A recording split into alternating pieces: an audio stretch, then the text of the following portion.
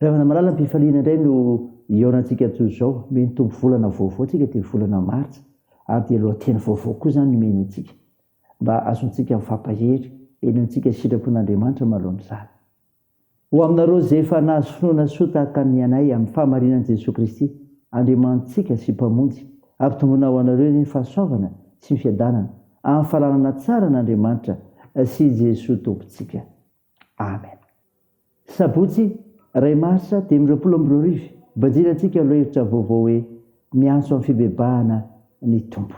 Andeha riavana hidera sy ankalaza eny ame voninahitra an'Andriamanitra isika.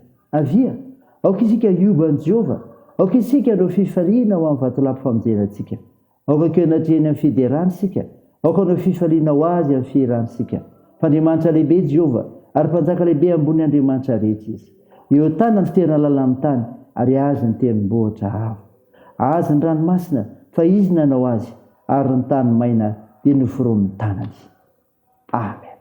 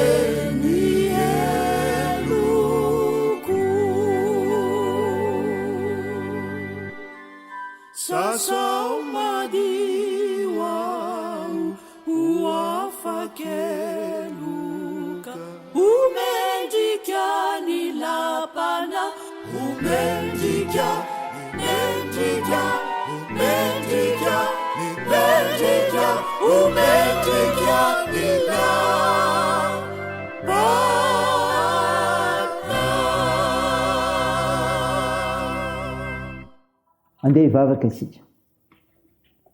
Andriamanitra matoky ianao ka mamonjy, mankalaza sy midera ary mame voninahitry narinao masina izay.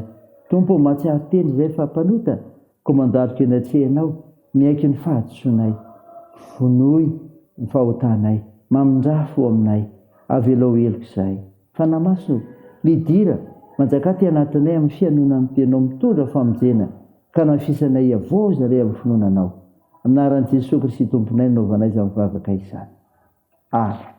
Ravana malala nofinainao antsika amin'ity noity dia hitanao amin'ny filazantsara araka amin'ny Matthieu 7:1 ka hatramin'ny 9 mivaky zao aminaran'i Jesosy. Ary tamin'izany andro zany dia Jean mpanao batisa nitory tany anefitsy Jodia nanao hoe mibebay ianareo fa akaiky ny fanjakan'ny lanitra fa izy ny nampilazaina nisy ampaminany hoe injany misy feony miantso mafy any anefitra hoe amboary ny lalan'i Jehova ataovy mahitsy ny lalaka lehany. Ary ny fitafian'izany Jona zany dia lamba volondrameva ary fehikibo hoditra no tao amin'ny valahany ary ny fihinany dia valala sy tantely reby. Ary Jerusalema sy Jodia rehetra mba amin'ny tany rehetra amoron'ny Jordana dia nivoaka nakany amin'ny Jona ka natao batisa tao amin'ny ony Jordana reny rehefa niaiky ny fahotany. Amen. Ray masino manamasinana amin'ny fahamarinana ny teninao ny fahamarinana. Amen. Ravana malala ho aminao ny fiadanan'i Jesosy Kristy ilay tompo samonjy atsika. Misaotra ny tompo sika iray raha fameny volana vaovao tokoa ty volana mars ty ary dia lo teny vaovao ihany koa natolony antsika miantso ho amin'ny fibebahana ny tompo. Ny finainana resika teo ravana Matthieu 7:1 ka hatramin'ny 9 dia milaza nisehon'ny Jona mpanao batisa izay nitory tany anefitra fa tokony ary tsy maintsy mibebaka fa akaiky ny fanjakan'ny lanitra. Ka ny olona mibebaka noho izany dia zao efa nandeha nitory teny dia hoy ny teny eto hoe mibebay ianareo fa akaiky ny fanjakan'ny lanitra. Tory teny nataon'ny Jona mpanao batisa eraky ny efitsy Jodia zany. Rehefa nandeha zany ny olona dia tonga nanatona azy avy tany Jerusalema sy Samaria ary manodidina ny ony Jordana miaiky ny fahotany ireo ka mibebaka vokatry ny fandrenesana ny olona nitory teny Jona mpanao batisa no nahatonga ny olona nibebaka. Ny fandrenesana ny olona nitory teny ravana no mitarika amin'ny fiekena eloka vitany.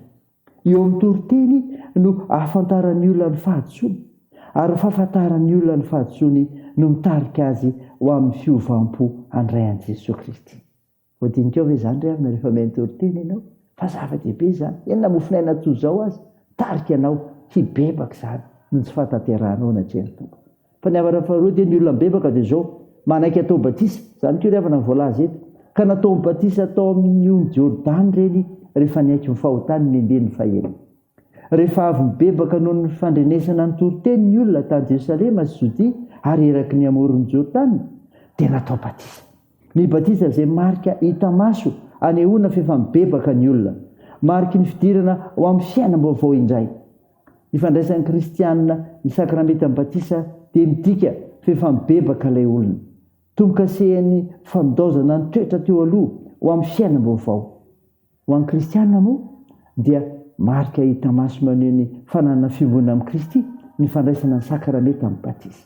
Ravana malala zava-dehibe izany fahalohany teny izany fa ny fahatsapanao ny fiovanao amin'izany dia ny fandroratenanao an'i Jesosy Kristy mba iray latabatra aminy ka hatsapanao ny hevitra ny batisa zany koa izay zava-dehibe satria efa olon-dehibe ianao amin'izany efa mahatsiaro tena tsara ianao ka raisanao izany raisany ravana azonao mandinika faharoantenanao an'Andriamanitra dia ho azy rery ny voninahitra. Amen. Andeha hivavaka isika. Tompo misaotra ny mofinaina nomenao izay milaza fa ny olona mibebaka dia izay mandray nitoriteny ka mitarika ny faharoran-tena amin'ny alalan'ny batisa, amin'ny alalan'ny faharoran-tena ho anao koa. Mivavaka izay ho an'ny tompona anjara sy ny vahoakanao Andriamanitra anatika fambavahana rahampitso mba hitomboany olo-monjena izay mino anao. Tompo nolotena ho anao izay ary manao vao izany koa ka miaraka aminao amin'ny androm-piainanay rehetra dia tao io ny faharoran-tenanay ho anao amin'ny fiainana ny famonjena dia ny teninao Andriamanitra nataonao anay. Tompo tao io firenenay esony nosinay ary mamelany heloky ny firenenay. Hombao ireo manana andraikitra amin'ny fitsaboana ka hositranao ireo marary, ampirezinao ireo manamanjo, anohanao ireo marivo-sikolona ihany koa ary anonjenao ireo mahatra sy sahinana, fitsonjovanao ireo any am-pikajana. Tao io ny asa sy ny fiazakazanay, ny fianarana, ny fikasana rehetra. Peraka am-pelantananao Jesosy. Nivavaka dia teo aminaran'ilay mpanavitra anay, ilay Jesosy Kristy mpamonjy anay, ilay fanitsangana tamin'ny maty ary iombonana miaraka aminay amin'ilay vavaka nampianariny manao hoe raha na eo izay ny an-danitra ao masinina anie ny anaranao ho tonga anie ny fanjakanao atao anie ny sitraponao ety an-tany ho tahaka ny an-danitra noho ny an'io izay anona sahaza ao anay ary mamelà ny elikay tahaka ny namelanay izay meloka taminay ary aza mitondra anay amin'ny fakapanahy fa manafany amin'ny ratsy fanao ny fanjakana sy ny hery ary ny voninahitra mandrakizay amen. Raisiny finoana ary avana malala ny tsodrana tolotra anao aminaran'i Jesosy Kristy. Ho amin'ny havana rehetra iray finoana ny ny fiadanana sy ny fitiavana mba amin'ny fitokina avy amin'Andriamanitra ray sy Jesosy Kristy Tompo ny fahasoavan'Andriamanitra ny hoba izay rehetra tian'i Jesosy Tompontsika amin'ny fitiavana tsy mety lefy. Amen. Teo an'Andriamanitra irery ny voninahitra amin'ny anaran'ny Ray sy ny Zanaka ary ny Fanahy Masina. Amen.